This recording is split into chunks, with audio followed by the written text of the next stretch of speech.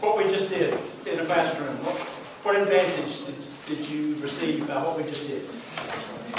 Now to fill in on the knowledge of two observers. Good. Filled in. Got two heads better than one. Absolutely. Give me another one.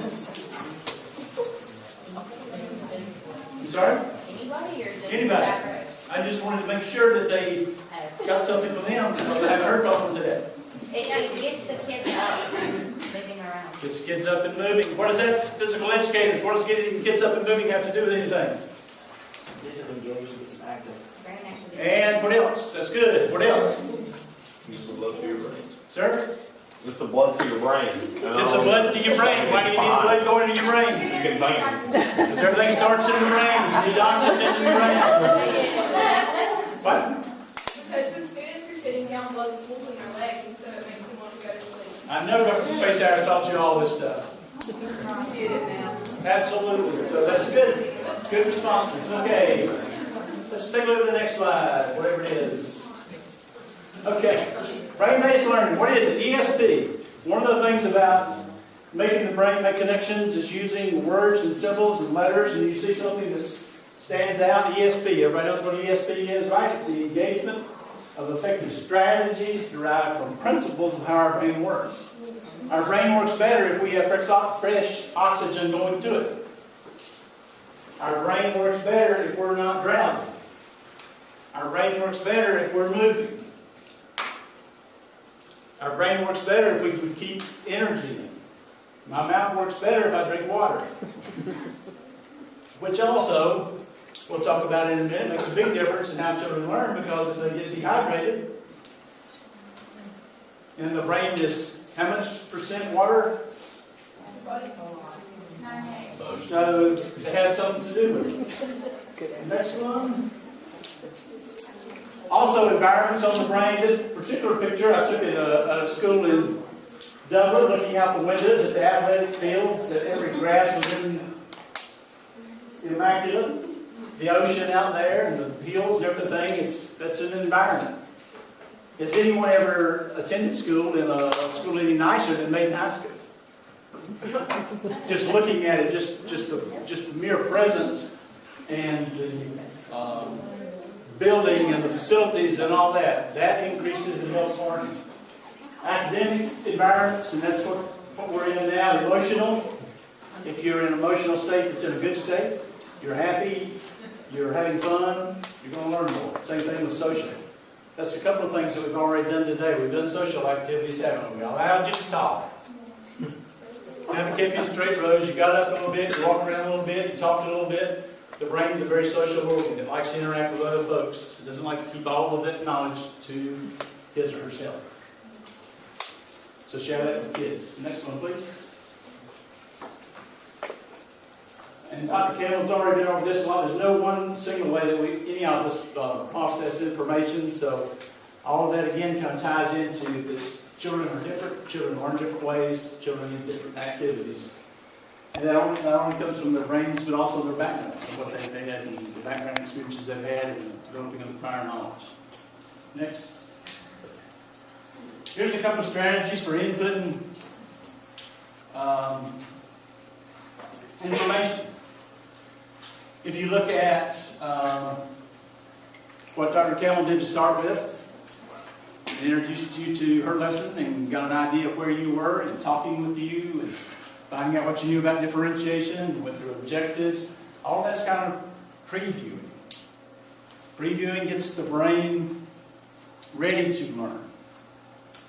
It doesn't automatically happen. Previewing increases the ability that the brain has in order for it to learn more. That's very important. Pause more often. And I haven't paused very much because Dr. Campbell paused often.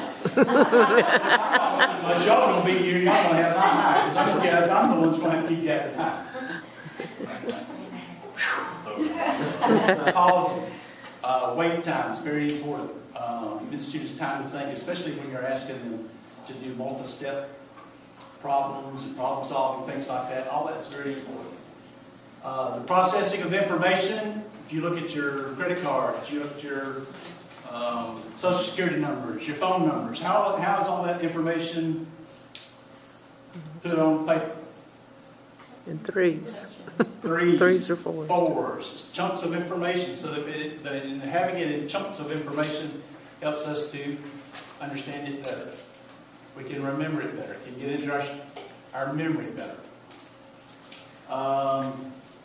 And just brief closed eye breaks. No, I'm not sleeping, I'm just taking a closed eye break. Relax. And maybe you felt overwhelmed because you sat in a room just like this at, not at Lenore Ryan, some other university, somebody's up here, and when the bell rang, they started, and blah, blah, blah, blah, and an hour and a half later, they stopped, and you're thinking, oh my God, what did they say? Your brain took in so much information that it actually started writing over, and it just all becomes confused and jumbled, because you just don't remember anything that they said. So we need breaks to help our brains learn. Next, please. Cross laterals, again, something physical that physical educators talk about all the time, and getting young children, especially. Post office can't believe that a kindergarten child can't skip. They can't so often. They can't believe that kindergarten, first grade children can't do a cross lateral. What do we mean with cross laterals? Laura? This. What is this? Your hands. Okay. It seems very simple to us. Is go from one side of the body to the other side of the body. It's not a big deal, but it actually helps children learn. Breaks down, and also when your brain gets stuck in times of someone talking too much or too long, sometimes something simple like that can make it happen. So take your right hand, raise your right hand, repeat after me. Now you don't have to repeat. Take it to your left shoulder and give yourself a pat on the back because y'all are doing a great job. Something that simple. And you can do it, and the lateral it's referring to is physical educators. Help me out. Lateral, straight down. Middle of the body. Just crossing that midline. See, I miss having all my physical educators in my 241 class, my whatever it is, the instruction class. I used to make them come in there. They used to be in 373 too. Hey, Sarah was called I someone. know, she just I know. have to talk to her about that. Okay, can you make a sideways 8? Turn your thumb up, make it start in the middle. Can you make a sideways 8? Infinity sign. Yeah, going across the middle of your body. The next one, that's a couple of the things that you can do to help go across the midline. Visuals are important.